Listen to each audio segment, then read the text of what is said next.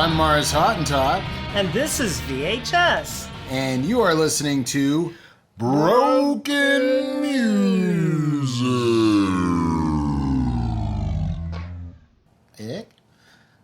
The podcast about broken music. This week, we are doing the 1970 classic, Syd Barrett's The Madcap Laughs. Okay, so Vee H Ess is definitely taking the reins on this one. My knowledge of Syd Barrett is pretty limited to his days in Pink Floyd, the Pink Floyd. I did have Madcap Laughs when I was in high school, late high school, and I did like it, but not as much as I liked his stuff with Pink Floyd. She's at a big band is far better than you. You know, what I knew about Syd was he had either taken too much acid and went off and never came back, or he got fired because he had went insane. Anyway, you did some deep diving, so this is going to be a very heavy episode on what really happened and more intelligent speculation than just the myths about Syd Barrett. So go ahead, take it. Okay, well, first, I find it interesting that you had Madcap Laughs when you were a teenager, because I am a very late comer to this album. I was listening maybe, I'm going to say 5 years ago, to some internet radio station, and I heard Terrapin, and it grabbed me, and I had to run over to the screen and see, oh, who is this? And I saw Syd Barrett. Now, I grew up with kind of punk roots, and it's like punk canon that you do not like Pink Floyd. Yeah, I hate So, Pink Floyd. I think, Johnny Rotten's famous T-shirt that said, I hate Pink Floyd, it was just, the idea of prog rock was antithetical to punk. Yeah. I would definitely say that I think a lot of that was more aimed towards post-Syd Pink Floyd, which was a lot more bloated and pompous than Syd era. Right. So, not being a Pink Floyd fan, I had very little knowledge about Syd Barrett. I knew that there's this legend that he had gone crazy, and that was basically it. I guess he died in 2005 or 2006, and I remember hearing about his death and just thinking like, oh, that's the guy that was in Pink Floyd that they said went crazy. Now, I didn't... You, hold on, back up. I didn't know this. You weren't aware of him, like, I mean, you knew who he was, but you weren't soaked in his music when he died. No, to me, he was just like... That is wild. He was just a guy who was in Pink Floyd that had gone crazy and was no longer in the band. I knew nothing about him even having a solo career when he died. Wow, that's wild. Yeah, because, I had no interest in Pink Floyd, so I never looked too much into the legend of Syd Barrett. So anyway, I hear the song Terrapin on the radio, and I think that was the first time I even realized that he recorded post-Floyd music. I was really oblivious to all of this, but it grabbed me, and I thought, this is really great, I have to dive into it. And I really loved this album. I know we had talked previously about how some of his music seemed like it was a bit dated. Yeah, well, in context of when the record came out, Right. But there's aspects of this that seem strangely modern to me in the sense of, I guess lo-fi music wasn't, like the whole lo-fi aesthetic. Yeah, that was definitely That was not a thing that was happening back then, and it was a thing that I guess people who worked with him on this album didn't understand. And it was maybe an aesthetic that was a little bit ahead of his time in that sense, that it was, not afraid to have mistakes, Yeah, I would say maybe Madcap Laughs being such a raw and honest document kind of led into the whole idea of lo-fi as being a more raw and honest way of recording. Although that's not entirely true, but that's definitely when lo-fi kind of blew up. That was the idea. It was like it was shedding a lot of the excess for just the straight dope. I'm sorry, go ahead. Oh, no. So, anyway, once I got intrigued with them, I just got sucked into a rabbit hole. And it's just rife with contradiction. One of the early legends was that he didn't that he got kicked out of Pink Floyd because he wasn't interested in participating in the machinations of being in a pop group. He didn't want to participate in Top of the Pops. He didn't want to do interviews. What do you think of American food, having eaten here for 2 days? Does it please you or displease you? Well, all we've had really is 2 cheeseburgers each, I think. He didn't even really want to perform properly in a live setting, according to them. So he was, they say he wasn't really interested in being in the music industry. And yet here you have 2 albums that he released post-Floyd. It's like, well, if you're not interested in doing it, why do you continue on with a solo career? So that was like the first contradiction to me. I also have not found anything conclusive about whether he pursued a solo career or whether he was pursued, because there's like on his Wikipedia it says that EMI and Harvest came after him, trying to wrangle him into a solo career. But on the Madcap Laughs wiki, it says that he contacted EMI. So I haven't found anything conclusively as to whether other people were hounding him to make more music or whether he was genuinely himself interested in making more music. Obviously, he wrote more songs and he recorded these songs, but it was pretty clear that he wasn't interested, at the very least, in having a standard pop music career. Right. He may have been interested in recording music. He just wasn't interested in any of the other stuff. Yeah. Another thing that's, contradictory about him is, this, there's a whole rabbit hole you can go down about mental illness. There's a lot of contradicting ideas about what he went through and what he had. I think Roger Waters said he had schizophrenia, but then his sister claimed that he didn't suffer from mental illness. So, he spent most of his life living with, or not with his sister, but, living with his family, and they said he didn't have mental illness. Also, there's a famous thing where they tried to get him in front of a therapist, and they couldn't. So they went to a therapist, and they were trying to describe what he was doing, and the therapist famously said, are you sure that it's Syd that has the problem? Yeah. Yeah, we were talking about earlier, I mean, he may have been on the spectrum. And like I was saying, in my experience growing up in the 70s and 80s, what we knew as autism was not a spectrum. It was a very defined thing. And, when you had it, there was no question that there was something going on. He very may well have just been on the spectrum. We just didn't have the knowledge of what that was. Probably functional, but very unhappy. Yeah.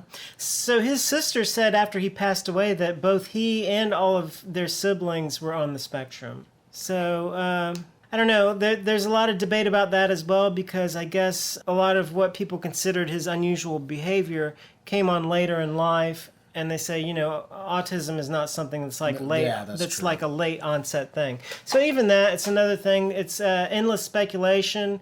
I think the thing that's interesting about him is that there's so many unanswered questions that it leaves everyone to fill in the blanks. Yeah. And I think that's also, it's like one of rock's great unsolved mysteries.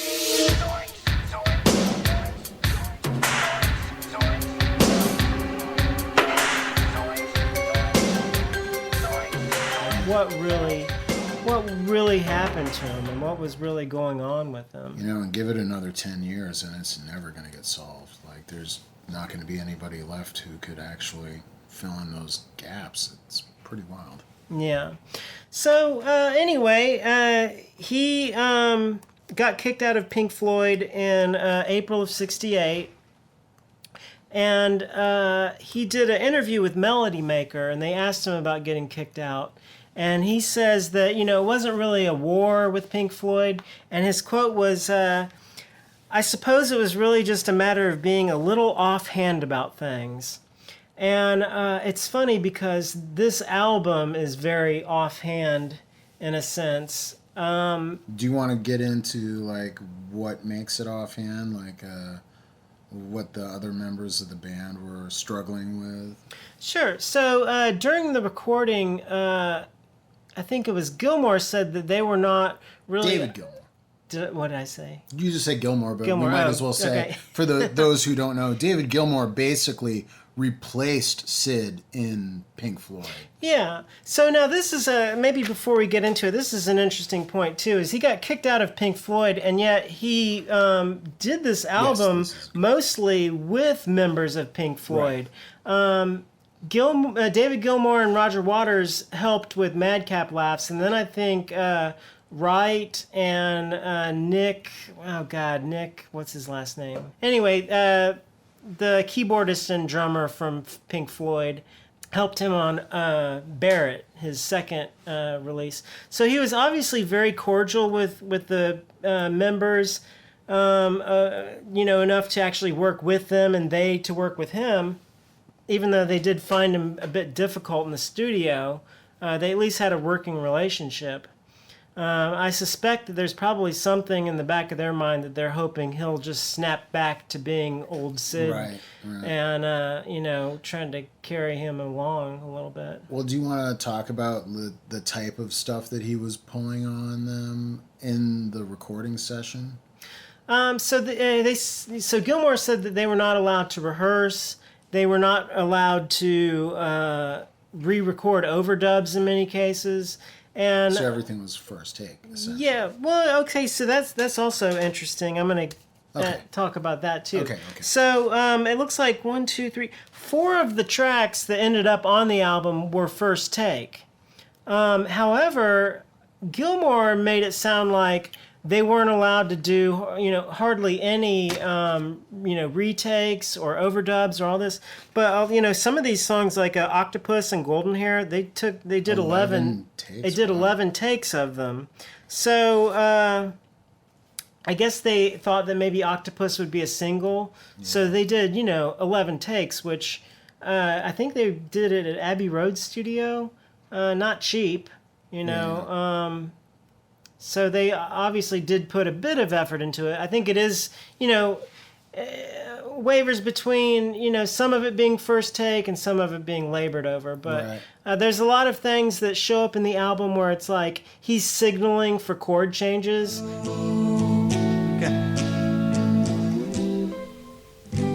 And the players... the players are kind of reacting to chord changes. So it's like they're like a beat behind or a note behind. And it has kind of a ramshackle feel because of that, because there's this unease between him and the band. And I like that kind of stuff. Yeah, and I think that possibly that's what he was going for intentionally. Because famously, his last practice with Pink Floyd, he brought in a song called Have You Got It Yet? And it was just him constantly changing the song. Like, as soon as the band kind of got on board with it, he'd change it to something else. And he was really just trolling them, I guess. But maybe there was something in there where he liked the sound of a band lurching a little bit. Yeah. So I think maybe that was an intentional stylistic thing of having the players not be completely comfortable with the material and just kind of reacting to it in the moment. There's a lot of that where it's like chord changes, he's like under his breath saying like, okay, here's like the next chord change. Or, they're kind of trying to just follow him during the recording process. I love it. Yeah. And there are some things where it's like false starts are left on the takes. Yes, I'm thinking. Yes, I'm thinking. Look, I'll start again. I'll start again. Some people got angry about that. They were like, you're just trying to do a character assassination of him by leaving these false starts on and just making him look bad or whatever. But I think probably he wasn't... I don't think he had a problem with it, probably. He probably liked that kind of impressionistic way of making music. His behavior certainly makes it sound that way. They did an interview with him after the album was released, and they asked him about it, and he said, "It's quite nice, but I'd be very surprised if it did anything. If I were to drop dead, I don't think it would stand as my last statement." So he's kind of like, I like it, but it's clearly not like he obviously knows it's not commercial. It's not commercial, and it's not pop music. Yeah, and maybe it's not fully realized in the way he wants, but I think he was pretty happy with the final product, even if it wasn't commercial. And so, in terms of promotion for this album, he only did one live performance. It was with David Gilmour and Jerry Shirley, who is the drummer of Humble Pie. And I think they played like 4 songs, and he just took his guitar off and walked off the stage. There was never any explanation as to why he quit in the middle of the gig. There is a recording of it, and you can barely hear his vocals. So I don't know if he was irritated with like not with the mix being bad, or he couldn't hear himself sing and just gave up, but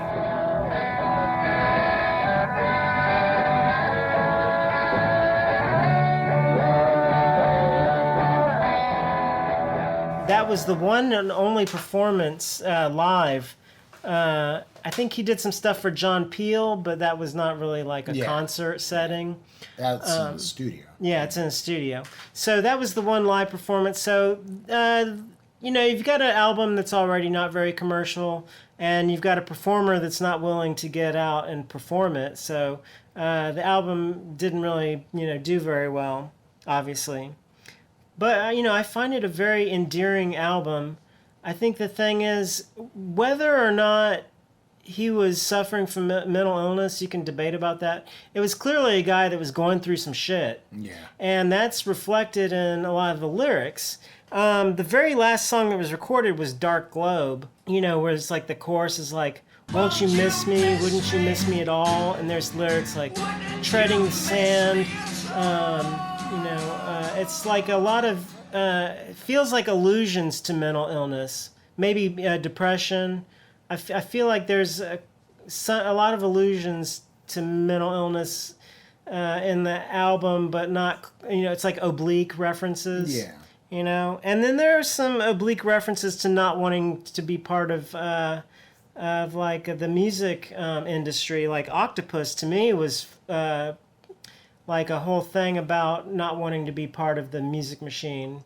It's the chorus is like, "Please leave us here, close our eyes to the octopus ride." And to me, that's like him saying like, "Yeah, I'm not doing that." Yeah. But so a lot of the songs, even if they have multiple takes, there's a lot of weirdness in there. There's a lot of tempo weirdness. There's like chords that don't feel like they change at the right times. It's like kind of sometimes like an unsettling thing. It's like if Kenneth Higney was like a genius, but still kind of fucked up. Yeah. Because it's like the melodies are great, the songs are great, but some of the performances are a little wonky. Dark Globe.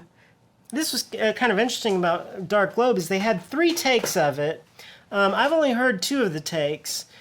The take that landed on the album was the first take, and it's the rawest take where the vocals are just really, really kind of raw and wailing a little bit.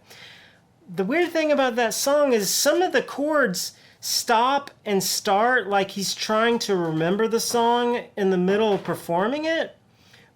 But the thing is, alternate takes had the exact same kind of start-stop kind of feel at the exact same point. My head kissed the ground, I was half the way down, treading the sand. I was half the way down, treading the sand, please. So he wrote it that way. So it's like he wrote it that way. It's like he intentionally wrote this song to sound like someone that is not playing it well. That's pretty awesome. Which is very unusual for its time. It's very interesting. Certainly not commercial in any way. Yeah. So there's a lot of that on the album. It makes me wonder if all of it was intentional or if some of it was just him not being able to get it together to play it correctly or well. It could be both. Could be both, yeah. You know?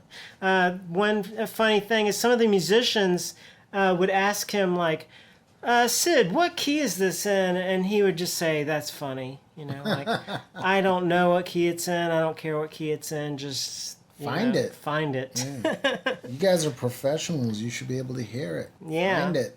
I'm going to talk for a second about the cover art. The cover art was done by photographer Mick Rock. And they did the shoot in Syd's flat, and they just pushed all the furniture and everything over to one side of the room. So the pictures look really stark because it looks like there's no furniture in there, and he's just kind of crouched on the floor. And there's a naked woman sitting in the background that he seems like he doesn't care about. He's facing forward, and this woman's in the background. I think, you know, that it kind of goes with the starkness of the album. One, I think, interesting thing about this is a much more stark record than anything Pink Floyd had done before. Even though members of Pink Floyd were helping him with it, it's certainly not anywhere near as fleshed out as a Floyd record. In fact, a lot of it is just kind of Syd and a guitar. I think there's a few tracks where it's just him and a guitar. Yeah. So there was a kind of an intentional starkness to this, I think, also. Well, when I think of like Syd Floyd, which is the best Floyd, a lot of it's pretty whimsical, and I don't think Madcap Laughs is very whimsical. Right. It's like a totally different thing. Yeah. Yeah.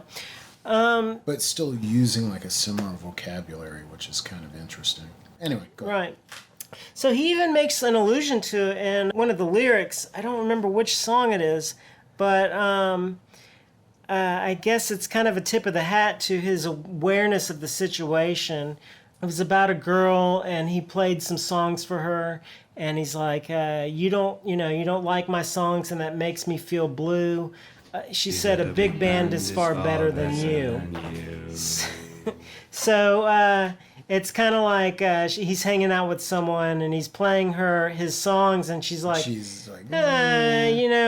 you sound better with a full band, and he's just kind of, So there is an allusion to that in there, and I think that's kind of a fun tip of the hat that like people are like, I liked you better when you were in Pink Floyd. Yeah.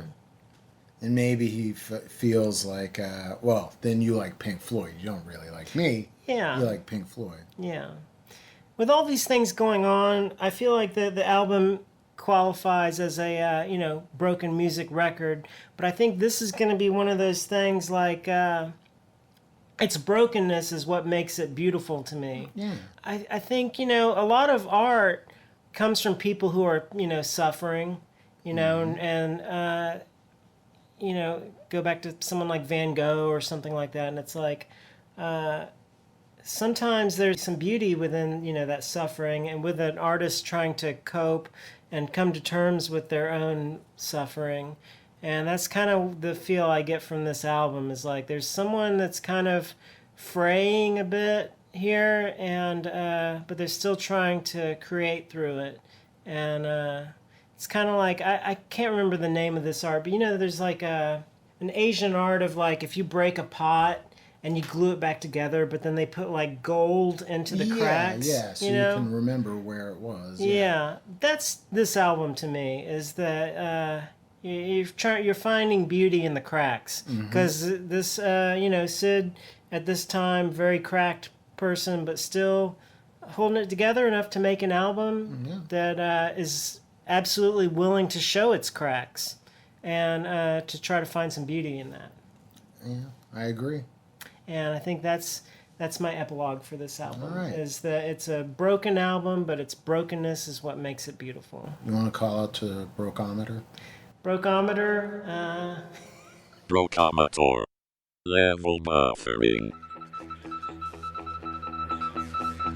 5. There's not many young people who sort of cause you know, who dislike it. No, there's no shock treatment intended. No, certainly not. You know, some people think that we deliberately try and sort of shock the audience and make them, you know, by the volume and keep them quiet, sort of thing. Yes. But this isn't so. Well, there it is. I think you can pass your verdict as well as I can. My verdict is that it is a little bit of a regression to childhood. But after all, why not?